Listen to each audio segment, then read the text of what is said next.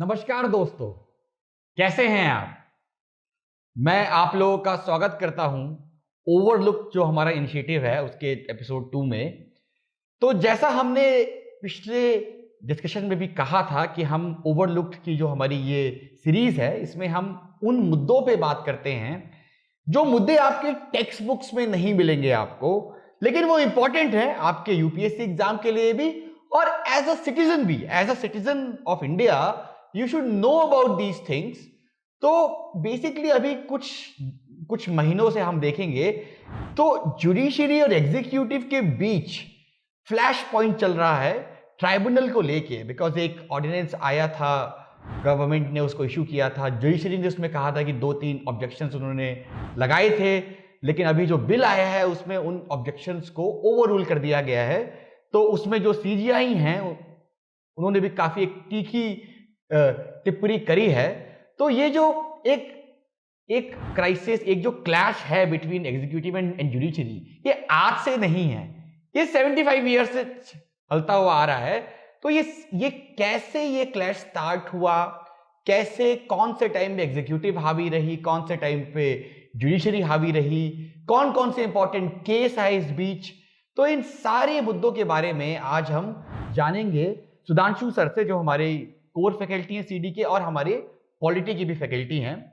तो इससे पहले कि हम सुधांशु सर से सवाल पूछें, बेसिकली हम मैं एक व्यू पॉइंट, एक ब्लू पॉइंट देना चाहता हूं कि भाई अगर हम हिस्ट्री को देखें, if we see the history, we have seen that throughout the years might is right. We have been following that philosophy that might is right. राजा कहता था कि भाई ये होगा तो ये होता था, right? First time जो rule of law आया, that was introduced by the British. Even though it was unfair and it was not exactly fair for the Indians, but at least एक सिस्टम में एक फॉर्मल सिस्टम आया कि भाई जो भी कार्रवाई होगी वो लॉ के तहत होगी। लेकिन जो राज था ड्यूरिंग द ब्रिटिश राज, जो हमारे जज थे, they were appointed on the whims and the fancies of the governor general and the viceroys, and therefore they were not independent. तो मेरा पहला सवाल जो है सर से वो यही रहेगा कि सर इस बारे में ये बताइए कि जब हमारी कॉन्स्टिट्यूएंट असेंबली की डिबेट हो रही थी तो ये मुद्दा कैसे आया, और जो हमारे कॉन्स्टिट्यूशन मेकर्स थे उन्होंने इस मुद्दे पे क्या उनकी क्या राय थी? यस, एक्चुअली में जो आपने कहा ये बिल्कुल सही है। Like how British started, they found this land mass without much of codified laws. Now basically they started off with this code of Gentoo law.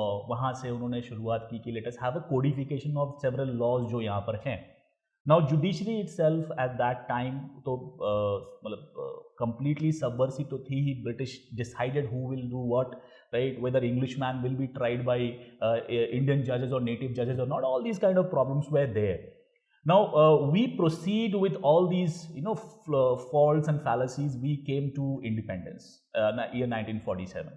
Now यहाँ पर जब डिबेट हो रही थी and the chairman of drafting committee doctor Bhimrao Ambedkar, जब बात आती है कि how judicial appointments would be made, right, वहाँ पर उन्होंने एक बहुत ही क्रिटिकल पॉइंट के ऊपर डिबेट किया था कि whether executive should have a hand, should the legislature say, और should it be the judiciary that will take primacy over the decision making of appointing जजेस।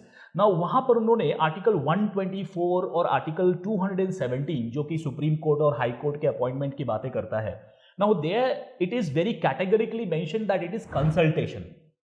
It is the consultation between Chief Justice of India, President of India and the Governor of the concerned state. But ऐसा क्यों किया गया, क्यों executive का role था? So देखिए, ऐसा इसलिए है, basically B R Ambedkar understood this matter and they deliberated on this issue quite deeply. They basically debated on this point of consultation and concurrence, where they accepted the consultation over concurrence. They knew that if legislature is not given the power to have a say in judicial appointment, if the executive is powerless, if judiciary itself is given all the power, in that case there will be a tendency of creating super legislature with judiciary at the sole president of taking any call. Now आप ये देखिए कि judiciary is what, like they are one person, they are couple of person, not more than 10-15 people, right? Those who are going to take a call on judicial appointment. But parliament is a body having more than 700 people. All of them cannot go wrong, right? So the point is that parliament में जब ये constituent assembly debates हो रही थी, उस वक्त बहुत ही सोच समझकर ये decide किया गया that let us have a consultation between executive and judiciary at the same time. And this is mentioned in our article 124 and 217 for the purpose of judicial appointments to higher judiciary. ये बहुत ही specifically mention किया हुआ है. And this is the reason why it is very categorically mentioned कि it will be a consultation, not concurrence. Initially when we began, but later on थोड़ा dilute हो गया. We'll come to know about that how. But this is how the parliamentary prescient or maybe कह सकते हैं context setting हुई थी इसमें, over consultation and concurrence. चलिए, तो हम आगे बढ़ते हैं. We start with the Nehru years. जब बड़ा देश आज़ाद हुआ था, एवरीबडी वाज कि एक नए जोश में था, चाहे जुडिशरी हो चाहे एग्जीक्यूटिव हो, क्योंकि 200 साल की गुलामी के जब देश आज़ाद होता है तो कहीं ना कहीं एक लोगों में भी एक उत्साह था. और तो उस पहले के जो 20 साल थे उनके बारे में आप थोड़ा सा बोलिए कि कैसा रहा था. How was the relation between the judiciary and the legislature and the executive. क्या उनमें आपस में हार्मनी थी या देयर वाज कॉन्फ्लिक्ट? क्या रहा था सिस्टम? देखिए, जो पहले के 20 साल या फिर अप्रॉक्सीमेटली 20 साल कहूँगा मैं, so starting from 1951 and then it tends to go up to 1967 जब गोलकनाथ केस आ गया था. नाउ एट दैट टाइम जब नेहरू जी ने अपना प्राइम मिनिस्टरशिप स्टार्ट किया था, there was a tendency of giving away और subversiveness from the judiciary towards the executive. तो उस वक्त जुडिशरी जो थी वो हमेशा चाहती थी कि let us work with executive. एक हार्मोनियस नया देश है. हाँ, yes, हाँ. एक वहां पर doctrine of harmonious construction more और लेस फॉलो होता था, where judiciary themselves accepted this fact that fundamental right और डीपीएसपी में कोई बड़ा छोटा नहीं है. They both are important for the overall governance of this country. और जो ये ओवरऑल गवर्नेंस में देखा जाएगा कि कॉन्फ्लिक्ट जो हो रहा है उसके कितने वेरिएंस आते हैं, whether the variants are conflicting or they are constructive. तो ये दोनों को देखते हुए उन्होंने कहा कि let us try and give as much acceptance or as much implementation of FR and DPSP together. शुरू में ये प्रॉब्लम नहीं हो रही थी उतनी, बट लेटर ऑन आप अगर देखोगे जो ये 9th शेड्यूल आया, why this 9th schedule was created in the first place. 9th schedule was created to prevent any kind of legislative act from judicial review. अच्छा. और ये 9th फर्स्ट अमेंडमेंट में पहले ही अमेंडमेंट एक्ट में आ गया था ये. और इसी को चैलेंज किया गया था आपका शंकरी प्रसाद केस में, जहां पर कैटेगरिकली कहा गया था. गवर्नमेंट ने क्या किया था, गवर्नमेंट ने बेसिकली 31A और 31B डाल दिया था. जो पहला कॉन्स्टिट्यूशनल अमेंडमेंट एक्ट था उसमें गवर्नमेंट चाहती थी. Now let me give you a bit of history behind it. क्या हुआ था? बिल्कुल. हाँ. देखिए, जब अपना देश आजाद हुआ, अपना देश बहुत तरह से गुलामी में था, right? Our forefathers, our freedom fighters, they fought against the British precisely thinking कि जितने सारे ills हैं पहले के जो गलत हुए हैं उनको हम चेंज करेंगे. आपको पता होगा जमींदारी प्रथा के बारे में. फ्यूडल सिस्टम था. फ्यूडल सिस्टम मतलब एक जमींदारी प्रथा, एक इंसान के पास सब कुछ है पूरे गांव में and everyone else was basically working for that landlord, right? तो ये जो सिचुएशन था हैव और हैव नॉट का एक्चुअली क्रिएट हुआ तो था. तो गवर्नमेंट ऑफ द डे जब वो नया नया बन के आया, उन्होंने बोला हम इस जमींदारी प्रथा को हटाएंगे. And for this purpose they wanted to ensure कि हम तरह तरह के चेंजेस लाएं. बहुत ऑल ओवर कंट्री में डिफरेंट सारे प्रोविंशियल स्टेट से वहां पर एक टेनेंसी रिफॉर्म एक्ट आया था, लैंड रिफॉर्म, टेनेंसी एक्ट वगैरह लेके आ गए थे गवर्नमेंट. तो every single province was trying to enact something on that ground ताकि उनको मास बेस का सपोर्ट मिले. सी, अंडरस्टैंड करना पड़ेगा कि लोग चाहते थे, गवर्नमेंट चाहती थी कि उसको मास का सपोर्ट मिले. और ये डीपीएसपी में लिखा भी हुआ है. आप आर्टिकल 39B और 39C में देखिए, वो लिखा हुआ है कि जो डिस्क्रिपेंसी है उसको खत्म करना है आप लोगों को. डिस्ट्रीब्यूशन ऑफ पावर और इसका जो स्प्रेड है, कलेक्शन, इसको भी आपको देखना पड़ेगा. Now the point is that government was trying to bring in laws which were against जमींदारी प्रथा. हमारे कॉन्स्टिट्यूशन में एक आर्टिकल था राइट टू प्रॉपर्टी. जमींदार हैड दीज प्रॉपर्टीज और जमींदार जाते थे केस करने के लिए. तो उस वक्त क्या हुआ, गवर्नमेंट ने बोला okay fine, right to property तो है आर्टिकल 31 में, let us have 2 more new articles, 31B एंड 31A एंड 31B. 31A में गवर्नमेंट ने कहा कि these are the 5 reasons when the government can acquire a private property. And 31B में उन्होंने कहा कि let us have a 9th schedule. We will put everything that we want to screen और protect from judicial review, will put it in 9th schedule. इसी चीज को contest कर दिया गया, इसी चीज को क्लेम करा कि ये गलत है इसमें शंकरी प्रसाद केस में, जमींदार ने किया, जमींदार वालों ने किया यहाँ पर। नाउ पॉइंट यही है कि यहाँ पर धीरे धीरे ये जो जुडिशियल रिव्यू हो रहा है, यानी judiciary has this power to look at a particular legislative action, ये शुरुआत होती है पहले ही अमेंडमेंट एक्ट के क्लेम के बाद अगेंस्ट में किया गया। धीरे धीरे वो आता है अपना गोलकनाथ। तो शंकरी प्रसाद केस में सुप्रीम कोर्ट का क्या व्यू पॉइंट था?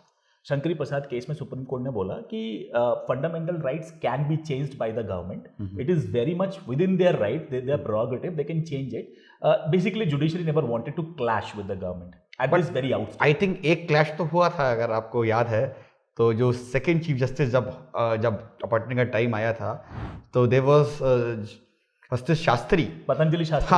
हाँ, justice Shastri was there and he somehow gave two verdicts against the Nehru government, and therefore the government was not really happy and they did not wanted him to be the CGI. Yes. So they proposed कि उनकी जगह जो उनसे junior हैं, because at that time seniority principle was followed, तो उनका जो next था वो चाह रहे थे कि वो बन जाए CGI, उनको सुपरसीड करके। बट उस टाइम 5-6 जो और जज थे सुप्रीम कोर्ट में, ऑल ऑफ देम सेड कि हम अगर आपने ये seniority principle follow नहीं किया, so all of us will resign. So that kind of pressure literally was put on the government, and government finally had to accept Justice Shastri as CGI. तो उस समय तो I think ये actually very right, government literally relented, government को छोड़ना पड़ा stand. Basically executive was trying to have a say over judicial appointments, क्योंकि consultation वाला पॉइंट जो आर्टिकल्स जो अपने कॉन्स्टिट्यूशन में लिखा हुआ है, उसको दे थॉट कि executive has a higher say, supremacy over appointment, लेकिन judiciary fought back. This was the first instance where judiciary showed unity. ये एक था जहां पर जो एम पतंजलि शास्त्री वाला केस आप बता रहे हैं, एक्चुअली वहां पर बाकी सारे जो जूनियर जजेस ने बोला कि अगर आप इनको आप सीजीआई नहीं बनाएंगे तो हम आपका साथ नहीं देंगे, हम रिजाइन कर देंगे। जबकि जो नंबर 2 होंगे, जो उनके बाद बनने वाले होंगे, तो भाई ये एक बहुत बड़ी बात होती है कि आप सीजीआई का पोस्ट जो है आप छोड़ रहे हैं। मतलब that is why that 50s was the era of integrity among all the people, not just politicians, among all the people. आज के टाइम में अगर ऐसा होता तो बहुत मुश्किल होता। अरे आज आप आइए 1970s में ए एंड रे, उनको तो अपॉइंटमेंट किया गया इसी उसके बारे में हम बात करेंगे, इस बारे में। ठीक है, तो ठीक है, मतलब मोर और लेस एक इंसिडेंट को छोड़ के ओवर लेस पहले 15 साल चीजें ठीक चली between the judiciary and the executive. अब पहली फाइट जो होती है वो आती 67 में, जब गोलकनाथ केस आता है, और first time judiciary tries to struggle, judiciary tries to fight back. तो उस केस में क्या हुआ था एग्जैक्टली? देखिए, जैसा कि हमने देखा कि for the first 15 years this entire time was followed on the principle, on the doctrine of harmonious construction. Like judiciary wanted to work with executive, and this is what the stand of judiciary and executive was at that time. Golaknath case was an aberration again. Golaknath case में क्या हुआ था कि William Golaknath and उनके भाई थे boss. तो अभी ये जो भाई और गोलकनाथ थे, इनके पास 500 एकड़ की जमीन थी। ये 500 एकड़ का बहुत बड़ा प्लॉट जो पंजाब में था इनके पास में। तो government, like I said, that they all wanted to bring this tenancy reform, land reform. So they were zamindar, literally 500 acres का लैंड, मतलब आज तो सोचा नहीं जाता। So government tried to distribute only 30 acres each to William Golaknath and his brothers, and rest जो भी जमीन था वो चाहते थे कि इसको लैंड बैंक में ऐड करेंगे। those who were landless, let us give it to them. Right to property था, वी शुड नॉट फॉरगेट, 31 था, ऑल्दो 31A और 31B था, लेकिन 31 राइट टू प्रॉपर्टी अभी फंडामेंटल राइट में था। तो इन दोनों ने केस कर दिया। ये गए सुप्रीम कोर्ट में, उन्होंने बताया कि भाई हमारा लैंड है, ये तो ले ले रहे हैं, हमारा राइट टू प्रॉपर्टी है, what will happen to that? तो सुप्रीम कोर्ट भी देखा कि नहीं, बात तो सही है, right to property, and since Supreme Court is the final थोड़ा guardian of fundamental right, so हमको देखना पड़ेगा। Supreme Court took upon this responsibility. Government कहती है कि we are basically following this DPSP, हम उन गाइडिंग प्रिंसिपल्स को फॉलो कर रहे हैं where in we should ensure that masses are getting benefited. हम ये नहीं देखेंगे कि एक बंदा को क्या हो रहा है, like we are not going to look at the violation of fundamental because एक बंदा को प्रॉब्लम हो रहा है, बट विल सी दे कि 5 लाख लोगों को क्या हो रहा है। सो इस तरह का, क्योंकि government by it's very nature उनको है कि वो वोट ले आए, और उनको ज्यादा लोगों को कुछ करेंगे तो वोट मिलेगा, एक बंदे को अगर कुछ हुआ तो क्या फर्क पड़ता है। तो government was by it's very nature inclined towards DPSP, लेकिन कोर्ट क्योंकि प्रोटेक्टर है, गार्जियन है फंडामेंटल राइट का, उसको तो 32 आर्टिकल के तहत रिट पिटीशन डालना है। तो बेसिकली पॉइंट है कि court was trying to look at the violation of fundamental right from individuals perspective.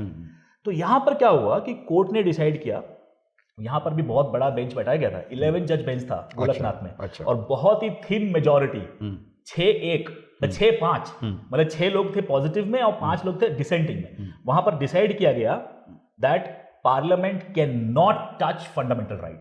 अच्छा, like this was a complete U turn from our Shankari Prasad case. Shankari Prasad में क्या था कि fundamental right could be change. 368 के अंदर कुछ भी कर सकते हो, के अंदर है, आता है. टेक्निकली 51 में जो सुप्रीम कोर्ट ने कहा था कि पार्लियामेंट्री सुप्रीमेसी रहेगी, जैसे यूके में है. हाँ. अभी एकदम से फंडामेंटल राइट ये इधर से जुडिशरी एकदम से फाइट बैक करता है.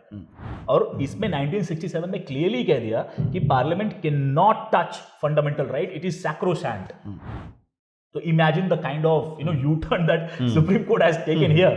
अभी क्या होता है ना इसमें, तो सरकार तो बिल्कुल तिलमिला गई होगी. अरे सरकार में अपने इंदिरा गांधी जी थी, शी वाज मोस्ट पावरफुल. उनको जैसे ही पता चला कि फंडामेंटल राइट टच नहीं कर सकते, मतलब इमीडिएटली विद इन 2-3 इयर्स, तो उन्होंने कहा कि let us have a constitutional amendment act. उन्होंने 24th कॉन्स्टिट्यूशनल अमेंडमेंट एक्ट लेके आए. उन्होंने कहा specifically fundamental rights can be amended. This is 24th constitutional amendment act. तुरंत 71 में 25th कॉन्स्टिट्यूशनल अमेंडमेंट एक्ट आया.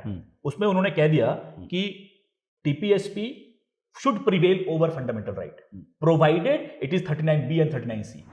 जब भी 39B और 39C आता है, तभी आर्टिकल 14, 19 and 31 चला जाता है. अच्छा, ये बेसिकली फंडा था कि if the government is trying to legislate on a subject which is based on article 39B and 39C, article 14, article 19, article 31 will go out of the door. Basically government का argument ये था कि DPSP is superior to fundamental right. अभी इसमें एक और catch है, आप ध्यान से सुनिए.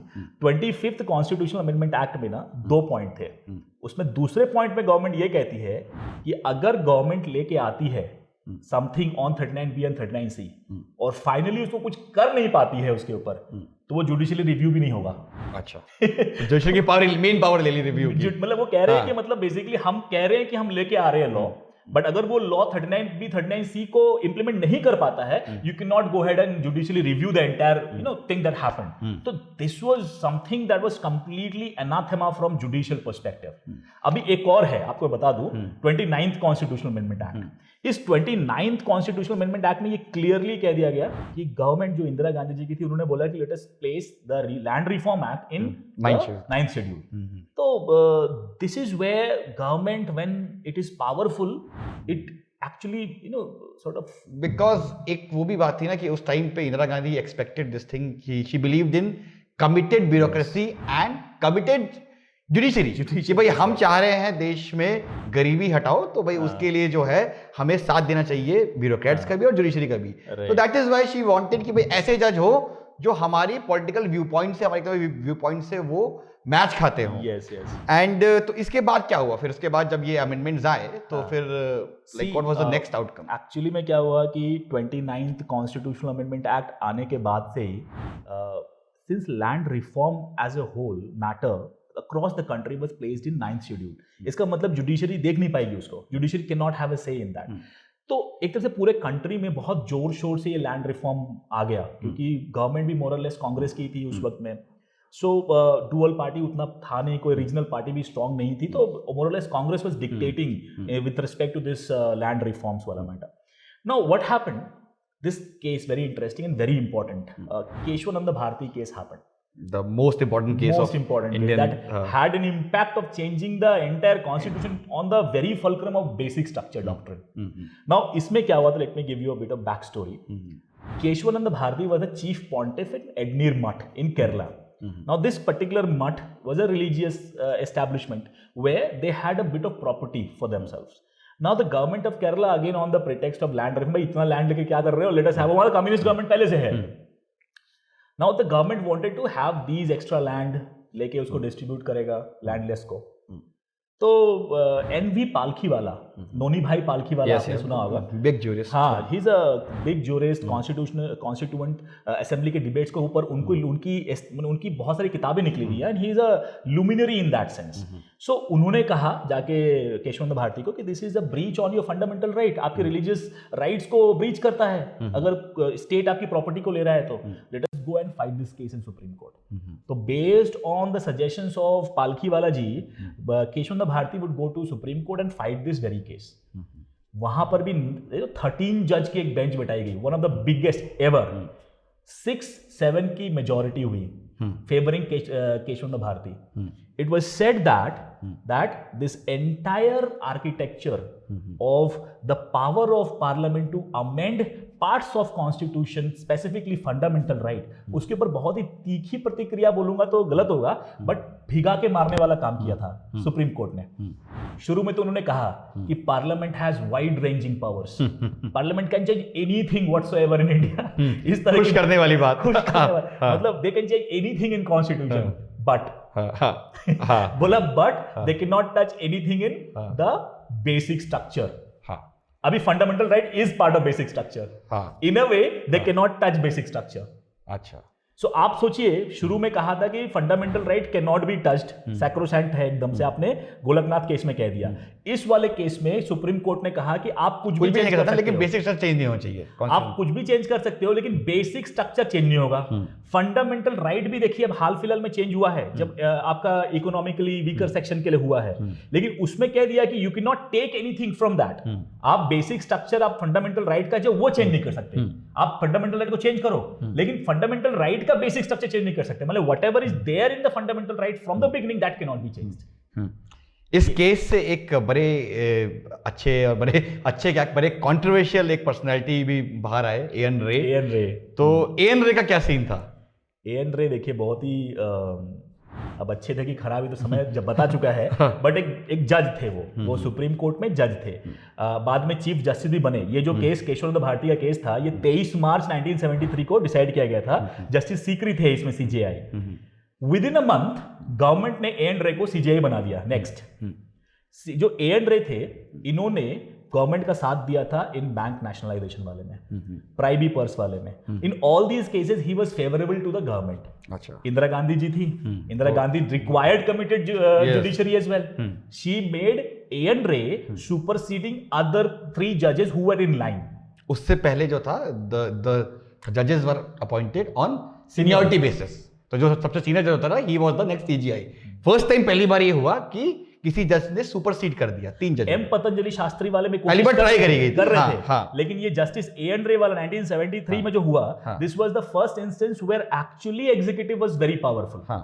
शायद मैंने कोई आर्टिकल पढ़ा था, उसमें ये था कि H R Gokhale who was the law minister, he actually after the ये Keshavananda Bharati case, he called A N Ray and he said that I am giving you 2 hours, 2 घंटे में आपको दे रहा हूं, आप एक्सेप्ट करेंगे सीजीआई की पोस्ट? बिकॉज उस समय के जो जज थे, देवर मोस्टली मैन ऑफ इंटीग्रिटी, तो वो लोग नहीं करते भाई। उनको लगा कि अगर कोई एक पैमाना है या कोई एक प्रोसीजर है वो वायलेट हो रहा है तो हम सीजीआई नहीं बनेंगे, जैसा कि 51 में भी हुआ था। लेकिन एएन रे ने कहा कि भाई अच्छी बात है, तो if I am becoming C G I so that's a very good, तो he accepted the order. And मैंने शायद ऐसा भी सुना है कि हर एक फैसले से पहले ही used to call the PA of Indira Gandhi कि ये फैसला हो रहा है, इसमें सुप्रीम कोर्ट का ये व्यू पॉइंट है, आप बताइए आप इससे सहमत है कि नहीं।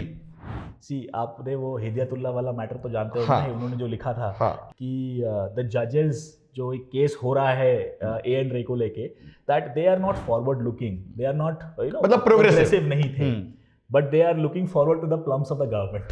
Plums of the office and all. So this is ultimately क्योंकि ये एक बहुत ही खराब सा प्रोसीजर है, जैसे अभी भी हुआ। अभी जो हमारे ये जस्टिस गोगोई थे, and after he retired became Rajya Sabha MP, it was also controversial कि आप सीजीआई के बाद एकाएक, क्योंकि there should be some cooling off period, तो वो वाली बात उस समय भी आई थी कि भाई आप कैसे, मतलब हाउ कैन यू एक्सेप्ट, क्योंकि भाई अगर आपका एग्जिस्टेंस ही गवर्नमेंट की बेसिस पे है, गवर्नमेंट ने आपको बनाया है, तो जाहिर सी बात है कि आप गवर्नमेंट के प्रो रहेंगे, राइट। तो एएन रे वाला सीन रहा। उसके बाद फिर एएन रे के टाइम पे ही एक और केस, बड़ा कंट्रोवर्शियल केस आया, एडीएम जबलपुर वाला। वहां पे भी एएन रे वाज द मतलब he was heading the bench. तो उस केस में क्या हुआ था एग्जैक्टली? एडीएम जबलपुर बहुत ही इंटरेस्टिंग केस है। Now let me tell you this thing that ADM Jabalpur में 5 लोगों की बेंच थी। 5 लोगों में जस्टिस एएन रे थे, उसमें आपने पीएन भगवती जी का भी नाम सुना होगा, तो वो भी थे उसमें। PM Bhagwati was the Pioneer of PIL system in PIL system. हाँ। तो पीएन भगवती थे, फिर उसके बाद एचआर खन्ना, हंसराज खन्ना ये भी थे। तो 4-5 जजेस थे वहाँ पर। तो एचआर खन्ना को छोड़ के बाकी सारे जजेस ने ये कहा था कि during emergency the life to personal liberty और ये सब चीज़ों का सारा मतलब अगर हिबियस कॉर्पस होता है मतलब तो वो सस्पेंड हो जाएगा, वो सस्पेंड हो जाएगा। सो पॉइंट ये था कि एडीएम जबलपुर केस में गवर्नमेंट ने क्या किया था कि कुछ लोगों को प्रिजनर बना लिया था। तो चांसेस है क्योंकि गवर्नमेंट में इंदिरा गांधी जी थी, she was very powerful and emergency था उस वक्त में, तो government was totally run on the statesmanship or expectation of what Srimati Indira Gandhi ji wanted. So a number of imprisonment. Not actually Indira Gandhi, I would say Sanjay Gandhi. Sanjay Gandhi तो on paper नहीं थे, but obviously उनके भी whims and fancies तो है। सो वहाँ पर बहुत सारे मतलब इम्प्रिजनमेंट हो रहे थे, लोगों को उठा के पूरा एक साथ ब्लॉक में भर दिया जा रहा था। So there it was seen that a person who is getting imprisoned does not have any right to say कि भाई क्यों किया जा रहा है। So this ADM Jabalpur case was basically a case of habeas corpus. उसमें कहा था कि भाई पर्सनल लिबर्टी ये इंसान की आप कैसे वायलेट कर सकते हैं। हाँ। और सुप्रीम कोर्ट ने मान लिया कि नहीं आप कर सकते हो। सुप्रीम कोर्ट ने एकदम सेल्फ गोल किया इसमें। सुप्रीम कोर्ट ने हालांकि कई बार सेल्फ गोल किया है, ये उनमें से एक है कि सुप्रीम कोर्ट ने कहा कि during emergency government has this power.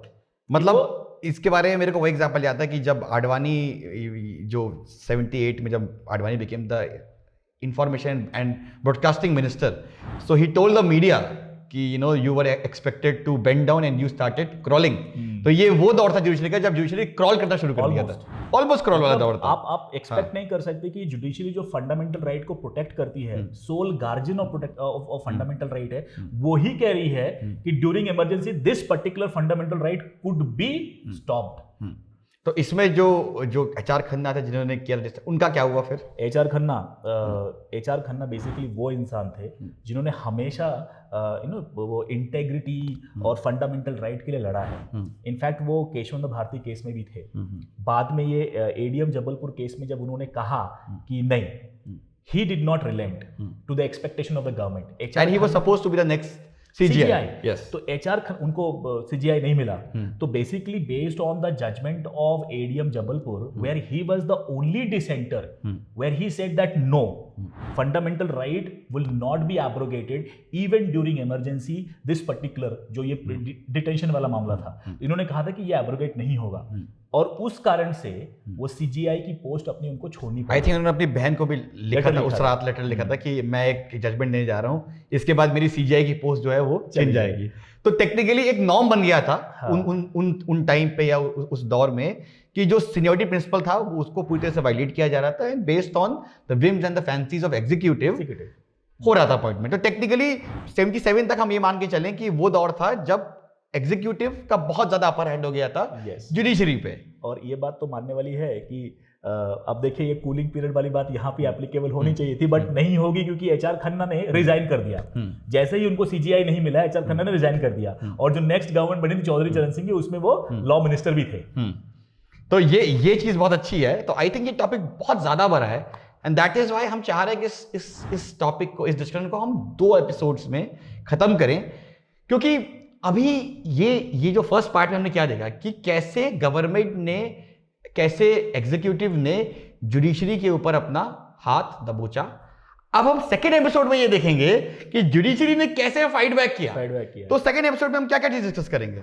देखिए सेकेंड एपिसोड में ये तो बड़ा इंटरेस्टिंग होने वाला है कि अभी तक आपके सामने क्या है, नैरेटिव क्या आया है कि जुडिशरी ने शुरू में बोला फंडामेंटल राइट को आप जो भी करना है कर लो, हम कुछ नहीं बचाने आ रहे। आप अगर 368 फॉलो कर रहे हो, प्रोसीजर एस्टैब्लिश्ड बाय लॉ, आपने अगर बोला कि प्रोसीजर एस्टैब्लिश्ड बाय लॉ है, आर्टिकल 368 फॉलो करके आप फंडामेंटल राइट को जो करना है कर लो।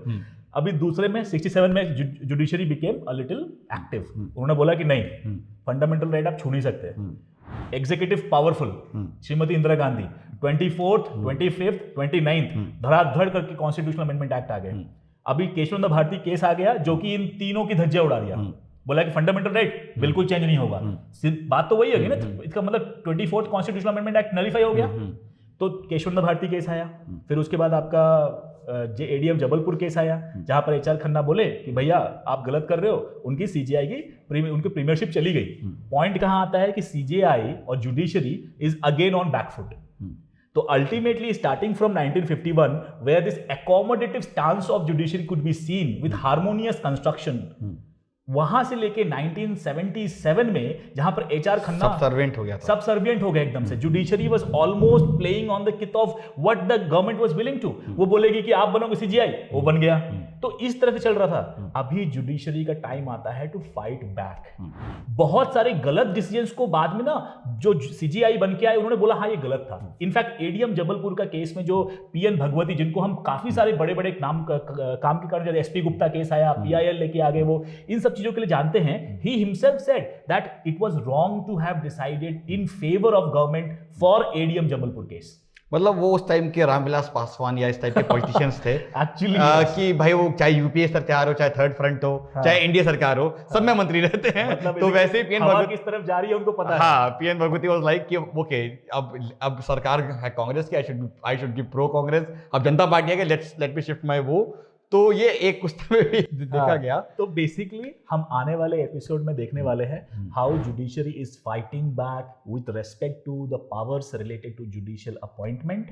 वी विल ऑल्सो डिस्कस कि किस तरह से सिंगल जज बेंच जो वो होती थी ना, एक बंदे के कारण से पूरी डिसीजन बदल जाती थी, यानी कि 6-7 मेजॉरिटी, एक बंदा बोलता है कि नहीं हम 4 में जा रहे हैं, तो किस तरह से पूरे जुडिशियल डिस्ट्रीब्यूशन ऑफ पावर पूरे कंट्री के लिए, पैन इंडिया के लिए चेंज हो गई, वो भी हम डिस्कस करेंगे। हम जजेस केस के बारे में देखेंगे कैसे फर्स्ट, सेकंड एंड थर्ड जजेस केस में किस तरह से जुडिशरी ने पूरा का पूरा जुडिशियल अपॉइंटमेंट को एक कॉलेजियम सिस्टम में आइसोलेट कर दिया। और उसके बाद ये भी देखने की कोशिश करेंगे जो रीसेंट ट्राइब्यूनलाइजेशन को लेकर प्रॉब्लम हो रही है। In addition to on NJAC भी हम डिस्कस करेंगे कि भाई किस तरह से ये एनजेएसी जो models of judicial appointment globally accepted model है एनजेएसी का, किस तरह से जुडिशरी ने बोला कि नहीं ये सही नहीं है। So we will try to look कि रिसर्जेंट जुडिशरी किस तरह से शेप लेता है starting from 1980s all the way till today. Like 40 साल में क्या चला है ये हम देखने वाले हैं। चलिए, तो इसी के साथ हम आज का एपिसोड को यहीं पे ख़त्म करते हैं। And we'll again come next week and we'll complete this topic. So I hope you guys like this topic. You guys can subscribe the channel also. Yes. And you can also comment. And also, if you want any other topic, क्योंकि we believe in complete democracy. तो आप comments में हमको बताइए कि आप किस मुद्दों पे बात करना चाहते हैं, आप क्या चाहते हैं हम किन और मुद्दों पे बात करें। तो if we'll see that there are good topics that you are suggesting, we'll definitely do a next episode or next to next episode on that topic. In addition to that, एक मैं बात बोल दूँ और किसी the way this discussion is going forward, हमारे UPSC के syllabus में this post independent कंट्री, जो पोस्ट इंडिपेंडेंस एरा जो आया हमारे कंट्री का, how this judiciary developed, evolved, how our country evolve with respect to economy, how judiciary played a role, how executive played a role. तो ये सारी जो discussion हो रही है जहां पर हम देख रहे हैं कि जुडिशरी और एग्जीक्यूटिव के बीच में फाइट चल रहा है, then we have seen that how judiciary is subservient at some point of time, then again evolve back, research to different level all together. So all these years we have seen that how this entire evolution of judicial and executive relationship is taking place is very important for overall development of country. So our country has seen this time of Hindu rate of growth, then we have seen this liberalization, वहाँ पर भी judiciary ने role play किया हुआ है, and we'll see how it happens. So progressively will depend on what exactly is your doubt going forward. Will be expecting कि आप comment में, जैसा सर ने कहा कि you will mention कि आपको अगर doubt हो रहा है तो कहाँ हो रहा है, what more initiatives do you want from us. In addition to that, obviously as sir has said that आपको अगर ये अच्छा लगता है, you want more of these things and contents to come to you, please subscribe, share I guess, yes. और comment भी कीजिए इसको लेकर. So guys, see you next time. Thank you. Subscribe to our YouTube channel and press the bell icon on the YouTube app and never miss another update from Civil's Daily.